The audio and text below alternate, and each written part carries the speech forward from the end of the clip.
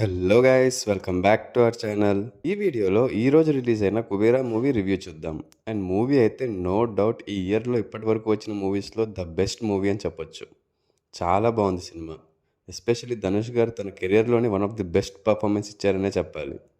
నిజంగా బెగ్గర్ క్యారెక్టర్లో జీవించేశారు. మూవీ అంతా ఆ క్యారెక్టర్ని క్యారీ చేస్తూ వచ్చారు. మూవీ రన్ టైం 3 hours అయినా కానీ మీకు ఎక్కడ కూడా బోర్ కొట్టదు. స్టార్టింగ్ ఫ్రమ్ ద మినిట్ 1 స్టోరీలో ఇన్వాల్వ్ అయిపోతారు.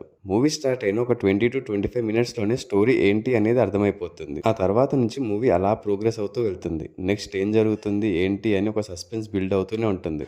డైరెక్టర్ శేఖర్ కమ్ముల గారి కాన్సెప్ట్ అయితే సూపర్ అసలు. ఇలాంటి మూవీస్ ఇంకా రావాలి. Suspense, emotions, drama, social message ఇలా ఈ మూవీలో అన్నీ ఉంటాయి. అండ్ స్క్రీన్ ప్లే కూడా చాలా బాగుంది. శేఖర్ కమల గారి నుంచి ఇలాంటి సోషల్ ఎలిమెంట్స్ ఉన్న స్టోరీస్ ఇంకా రావాలని కోరుకుంటున్నా. ఈ స్టోరీకి ఇందాక చెప్పినట్టు ధనుష్ గారు ప్రాణం పోశారు.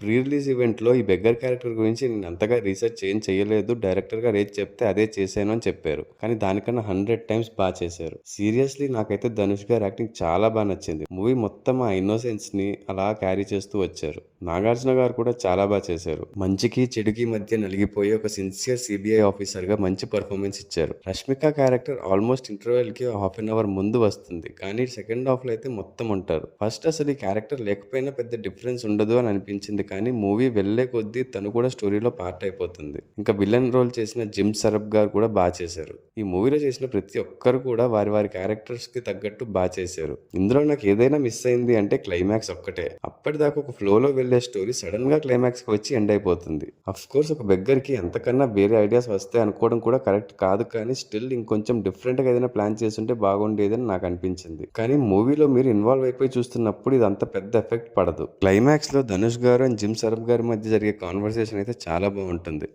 అండ్ బెగ్గర్స్ గురించి, వారి జీవితాల గురించి ఒక మంచి డైలాగ్ కూడా ఉంటుంది. ఇంకా డిఎస్పి మ్యూజిక్ కూడా మూవీ టెంపోకి తగ్గట్టు చాలా బాగుంది.